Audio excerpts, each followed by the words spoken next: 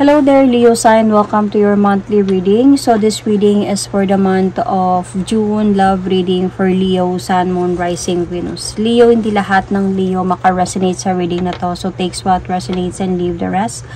Cross-watchers, pwedeng kayo to at hindi sila Leo. So put yourself in a situation kung saan kayo naka-resonate. Leo, if hindi kayo naka-resonate sa reading na to, please do check your other placement. Watch your other placement. Your Sun, your Moon, your Rising, your Venus sign. Dahil pwedeng doon kayo maka-resonate at hindi dito. Especially your moon sign. Watch your moon sign, Leo.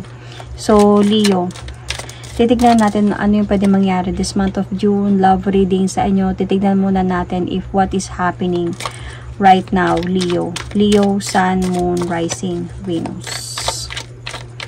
So, Leo, Sun, Moon, Rising, Venus.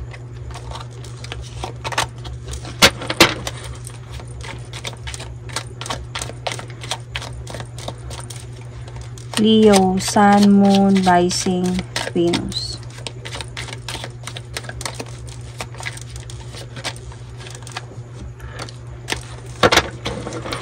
I just wish things were different. And number 7, Leo, baka merong meaning sa inyo yung number 7. Baka anniversary, birthdays, or just 7 is your number. So, 7. So, I'm going to pull an oracle card, your heart's hidden secret oracle card for your relationship. Commitment, marriage, promises, fidelity. So, parang may promise dito. And I wish things were different. Nagkamali siguro tong person mo, Leo.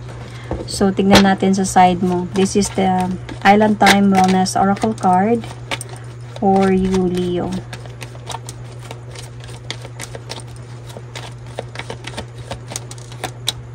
Clock. Need time, takes time, cycle, time to heal, progress. So, definitely baka nagkamali talaga to sa'yo. Nasa point na sana kayo ng engagement, could be, may commitment, may promises na, or mag-engage na ba sana, tapos biglang pak, nagkamali. So, ano yung gusto niyang sabihin sa'yo? Ay, meron ba tira? Ano yung gusto niyang sabihin sa'yo?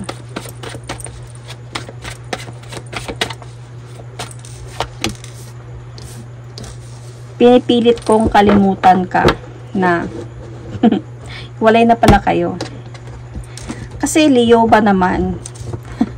Dealing with a Leo, mahirap pag si Leo na yung umatras. Mahirap ka na bumalik kay Leo, lalo na kay Leo woman. So, what is happening right now?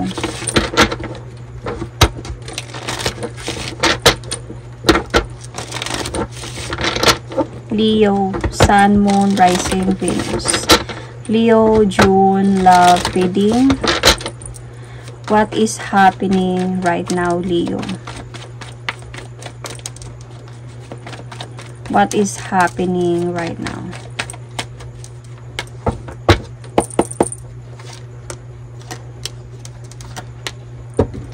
So, disappointments, cheating. Nag-away kayo, bigat na pinag-awayan ninyong dalawa. Sobrang nakakapagod na. So, feeling ko dito because of cheating. And I can see here that yung person mo, parang ayaw niya sana. Ayaw niyang papayag na sana maghiwalay kayong dalawa. Gusto niyang patunayan na mahal ka niya. And gusto niya maayos kayong ulit. Mabalik kayo sa dati. Mabalik yung sparks ni Leo kay sa kanya. But then, the thing here is, napagod ka na ata, Leo.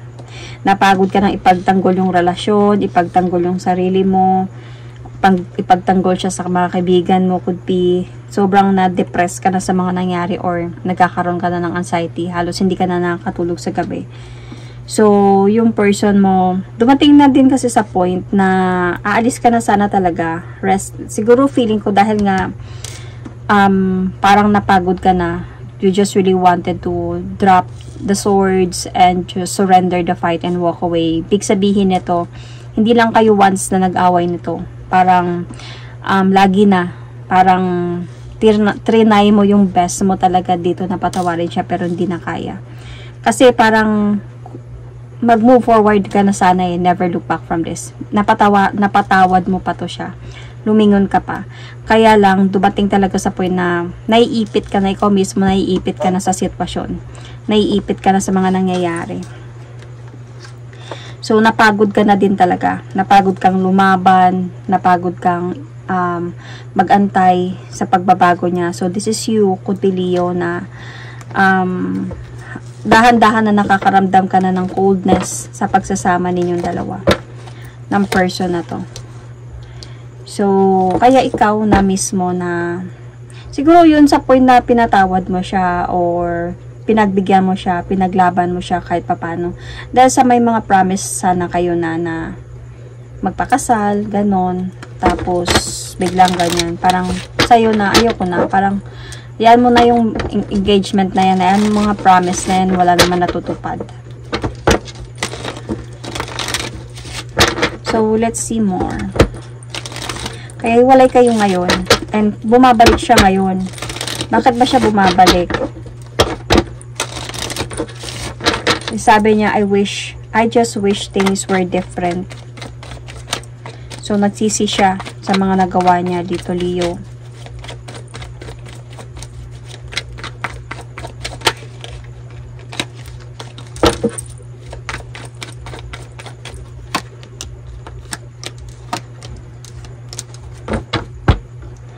So, ngayon nga, gusto niya na this time na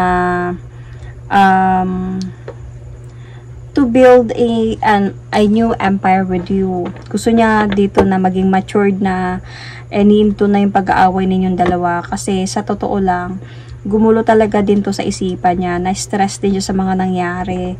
So, dumating sa point na gusto niya maayos na sana kayo. Hindi niya man ginusto yung pag-alis niya. Labag sa loob niya yon. Kaya lang, dahil nga nagkaaway kayong dalawa, parang ayaw niya na lang ng away, ayaw niya ng gulo. Siguro na sa point na, yun nga, sabi ko, na-stress siya and he or she wanted to have peace of mind. Gusto niya magpahinga sa away, kaya umalis siya. So, ikaw, nung time na yung nangyari yun, so, parang ayaw mo na din. Parang, ngayon na bumabalik siya, ikaw naman yung parang, I need time. So, parang, I need time to heal from this. So, ito yung nangyari sa inyo. And this time, parang siguro sinabi niya na, I just wish things were different. Because, siguro nag-hope lang siya na sana hindi na lang siya gumive up. Sana inayos niya na lang talaga at pinakita niya sa'yo.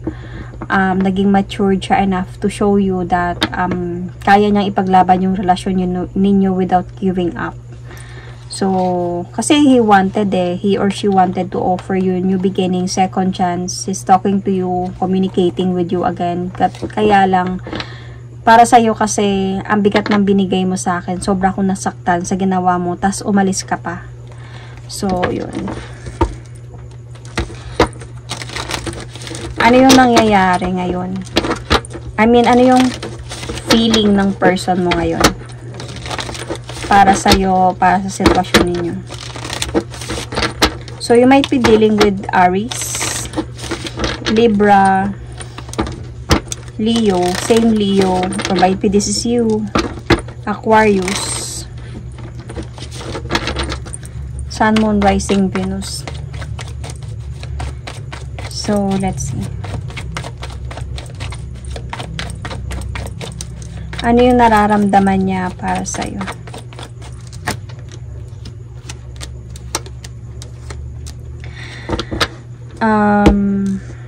Nagpaplano talaga siya na bumalik. Though nakakaramdam siya na, bumabalik talaga siya. Though nakakaramdam siya ng parang pagkalabo. Nalalabuan na siya na magkakaroon pa ng chance na magkakaayos pa kayo even if parang mangangako to siya sa mga promises ninyo ulit. Mangangako siya na this time ayusin niya na ang lahat, this time na hindi na siya gagawa ng kahit anuman because this time na na-realize niya ikaw talaga yung gusto niya. So, feeling niya kasi, bakit malabo? Kasi parang nakikita niya na kasi sa'yo na parang nagmo-move on ka na. Parang pinapakita mo siguro sa social media na kaya ko mabuhay nang wala ka. I can have my freedom. I am okay without you. And you're trying to be happy with your friends, enjoying having fun or enjoying your life. Parang ganun. And trying to heal as well. Siguro sa mga pinopost mo na mga quotes or anything na nagpapahiwatig na you are in a healing process. You are healing. So, she still wanted to try to offer you new beginning. But then, sa totoo lang, parang nalalabuan na siya. Kasi ikaw na mismo, parang you are giving this person parang blockage. You are guarded right now. So, dito siya naiipit in a way. Parang nakakaramdam siya na hindi na siya sure sa mga pwedeng mangyari pa sa inyo. Siguro, ayusin niya na lang yung buhay niya. Ayusin niya na lang yung sarili niya. So, kaya, I just wish things were different. Sana hindi ko na lang ginawa yun. Sana hindi ko na lang hindi na lang ako umalis. Sana inayos ko na lang. Sana happy kami ngayon. Sana naging okay kami kahit papano. Pero willing talaga siya to decide if siya yung magde-decide. Gusto niya talaga sana maging happy kayo ulit. Kaya lang, as a point nga, on your part, nasaktan ka talaga sa nangyari. Kaya, nakakaramdam siya na parang malabo na yung pagbabalikan na to. So, this time, parang, dahil nga you are guarded, hindi mo siya kinakausap, ganyan, hindi mo siya pinapansin, o nagbibigay ka lang sa kanya ng mixed signals, ganyan. So, pinipilit ka na lang niyang kalimutan. Pero hindi niya nakakalimutan. So, tignan natin kung ano yung nararamdaman mo ngayon sa mga nangyayari. So, you might be dealing with Capricorn, Virgo, Taurus as well, or Taurus, Sun, Moon, Rising, Venus.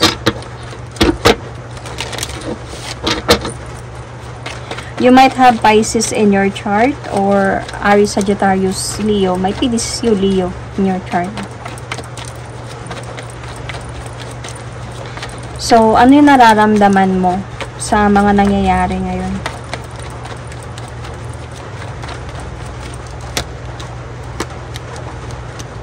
Yun na nga, gusto mo na talaga mag-move forward. Gusto mo na mag-move on. Nahihirapan ka. Alam mo, nabibigatan ka din sa mga nangyayari. Pero, parang nagiging practical ka lang talaga ngayon na mag-focus sa stability mo, mag-focus sa career mo, sa goal mo sa buhay para sa family mo. Pero sa totoo lang, mabigat to para sa'yo. Hindi madali, in a way. Parang naglalakas loob ka lang sa sarili mo na hindi mo pakita yung pain or yung galit mo ba or anything. Pero nahihirapan ka, mabigat to para sa'yo. Pero parang andun sa point na more on pinofocus mo sa yung sarili mo siguro sa mga responsibility mo sa buhay, sa mga tinutulungan mo sa buhay, ba kung may anak ka man, may single mom ka man or something. Kasi hindi ko naman nakita na married kayo eh. So, kung baka you are a single mom or something like that, so focus ka sa mga anak mo, or kung hindi ka man single mom, kung single ka man, hindi ka single mom, baka sa mga siblings mo, sa mga tinutulungan mo, kasi more on focus ka sa family eh. You are family-oriented kasi, Leo. So, dito ka nagpo-focus ngayon to be happy. You are trying to be happy talaga and trying to be strong. So, ito yung nararamdaman mo ngayon. You are, parang hindi ka na-disappoint. Hindi mo na na-appreciate itong pagbabalik niya sa'yo. Nahirapan ka, nabibigatan ka, yun yung feeling mo ngayon. And even if he will going to offer you like this, the promise, the marriage, the victory in life, parang para sa'yo, parang wala na, parang sa utak mo kasi parang they are full of judgment na din. So, towards this person, feeling mo hindi na kayo magkakaroon ng peaceful na pagsasama if ever man. Kahit paanong gawin niya. So, let's see about ano yung pwede mangyari this month of June. Okay. So, you might have Sagittarius in your chart. Also, Leo. Pisces still here. Check your placement or Capricorn. So, ano yung pwede mangyari this month of June sa situation na meron kayo, Leo, Sun, Moon, Rising, Venus?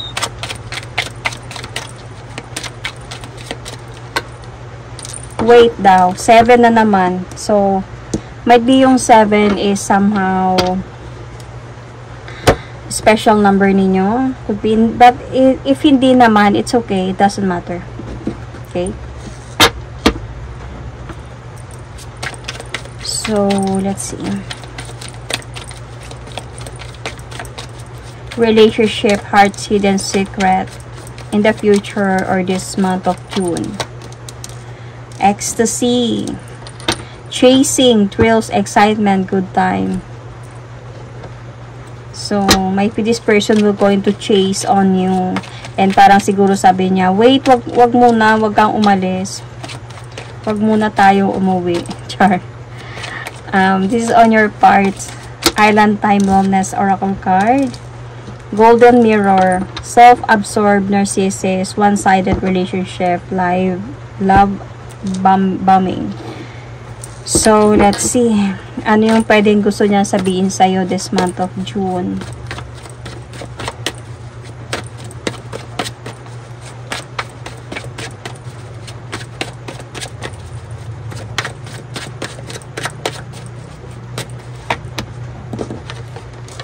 Patawad, sinira ko ang mga plano natin. Ito na nga yung plano ninyo na magpakasal.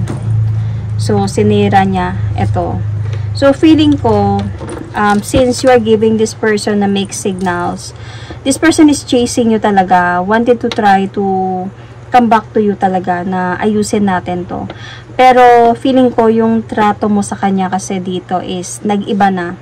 Though, parang more on, pinapahiya mo na siya, more on, nagagalit ka na sa kanya, more on, naiirita ka na sa kanya in a way. So, parang even if kinakausap mo itong person na to, could be, parang nakakaramdam na din siguro itong person na to is like parang isa na lang, siya na lang yung gumagalaw. Kasi parang para sa'yo, Leo, kasalanan mo naman kasi to. Hindi ko kasalanan to. So, baka na mag-uusap pa kayo this June in a way. Kasi pipilitin niya yung sarili niya eh. Na he will chase kasi. So, mangungulit siya in a way. So, siguro, however, papatawarin mo siya. Pero, mag-iiba na yung pakikitungo mo sa kanya this month of June or in the near future.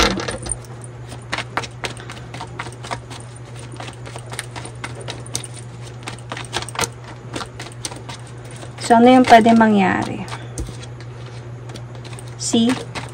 Kasi more on focus ka na sa sarili mo this month of June. And alam mo yung nangyayari dito. Feeling ko mag-uusap pa din kayo. Magkakaroon pa kayo ng connection. Siguro nasa point na hindi mo man sabihin na magkabalikan kayo, pero in a way na parang ganun na yung siguro mangyayari, na parang babalik siya and para sa kanya kayo pa din. So, magkakaroon pa din kayo ng pag-uusap, pero iba na yung trato mo sa kanya. Nakikita ko dito na parang more on focus ka na talaga sa sarili mo. More on, this time, parang ikaw na yung nag-hold ng power. Ikaw na yung nagli-lead ng relationship. More on, mas importante sa'yo ngayon yung sarili mo. And nakikita ko, it's just because of what happened before. Nasaktan ka. So, nasaktan ka. Ito yung gusto mo babalik. Sige, tignan natin. So, parang andun ka sa point na may mga judgment dito sa'yo. So, parang nagiging, ka na din, parang nag-iiba na talaga yung ugali mo sa kanya dito because of what happened before. So, and andun ka din sa point na parang para sa tignan natin kung hindi ka bibitaw sa gagawin ko sa'yo. Parang ganon. So, siya naman, nagpapatuloy pa din to siya. Magpapatuloy pa din siya. Makakaramdam siya dito ng thrill and excitement. sa ginagawa mo sa kanya, because this person is chasing you and trying to bring back your might be your trust here, your love as well. So still willing siya to move forward towards with you. Gumagawa talaga siya ng action siguro dito para mabalik yung pagmamahal mo para sa kanya. And dito nga nagsusorry talaga siya na gusto niyang patawarin mo siya sa mga nasira niyang plano sa inyong dalawa. But then, Leo, this is you, na sa mga mangyayaring ito sa inyong dalawa, is feeling ko wala namang pag-aayos eh. Parang nag-uusap lang talaga kayo in a way na pinagbigyan mo lang siya. Pero parang dito kasi nag-iisip-isip ka na din kasi dito eh. Ng desisyon, while siguro nagkakaroon kayo ng connection, nagkakaroon kayo ng conversation, or nag-uusap kayo ulit, pero ikaw, nagpaplano ka na dito, hindi ka pa totally nakakapag-decide yet. Gusto mo na mag-decide anong dapat i-decision ang gagawin dito. Kasi feeling ko ang magiging decision dito is puputulin mo din tong connection na to in a way, kasi parang gusto mo na din na mag-focus sa sarili mo towards new beginning. Parang tutuldukan mo to. Though sa point kasi dito, or sabihin na natin na magpapakita ka sa kanya na parang ayaw mo na, pero nandyan pa din siya. Habulin ka pa din niya neto, Leo. And kahit na magpapakita ka sa kanya na parang siya na lang yung gumagalaw ng relasyon ninyo, and still nandyan pa din siya kasi alam niya yung pagkakamali niya. Ayaw niya nang maulit yung dati. Parang ngayon na parang binigyan mo siya ng chance, pero in a way na parang sabi natin revenge siguro ang nangyayari dito, kasi parang nakikita ko sa'yo nag-iba talaga yung ugali mo sa kanya. So palagi kang nagagalit, palagi ka na lang din na more on sarili mo yung inuuna mo, hindi na katulad before. So, siya naman, more on patient din naman siya dito. And feeling ko nga baka every time, konting problema lang, sinasabi mo sa kanya, di ba ipag-iwalay ka, bakit, anong problema, ganyan. So, maabot kayo sa away. But then, nakikita ko kasi dito na parang, sorry about that. May judgment na kasi dito eh. So, parang masasakit na yung mga salita na mga nabibitawan dito.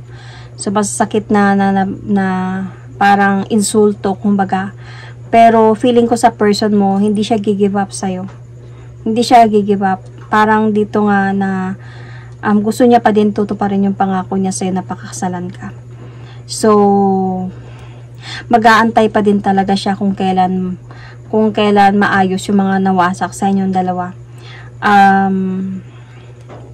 Though sa totoo lang hindi madali to para sa kanya, kasi makakaramdam siya na parang nakakapagod din. Pero para sa kanya kasi gagawin niya pa din yung best niya, na isang araw mapapatawad mo pa din siya, at isang araw matutupad din yung pangako niya sa'yo na pakasalan ka, kasi gusto niya talaga mangyari yun. So gusto niya talaga. Tsaka isang araw feeling ko magkakaayos din kayo in the future sa ganito mga nangyayari sa inyo. Maayos at maayos nyo din to, kasi feeling ko, Leo, sa part mo, makikita mo din naman yung ano niya eh, makikita mo na nagbago na siya, makikita mo na hindi na talaga siya, hindi niya na inuulit yung mga kasalanan na ginawa, or yung kasalanan na nagawa niya sa'yo before recently. So the more na pinupush mo siya away, the more na na-excite siya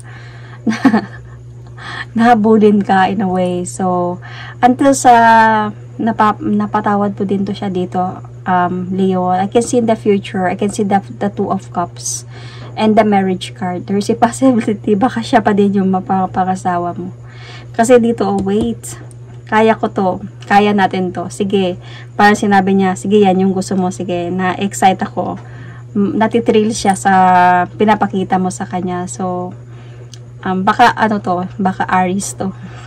Maybe you might be dealing with an Aries sign. But, hindi siya kumiva up dito. So, that is my reading for you, Leo. You might also be dealing with Scorpio. You might have Scorpio in your chart. Libra is also here. Taurus, as I said earlier. Aries, Sagittarius, Leo. And yun. That is my reading for you. Thank you and God bless.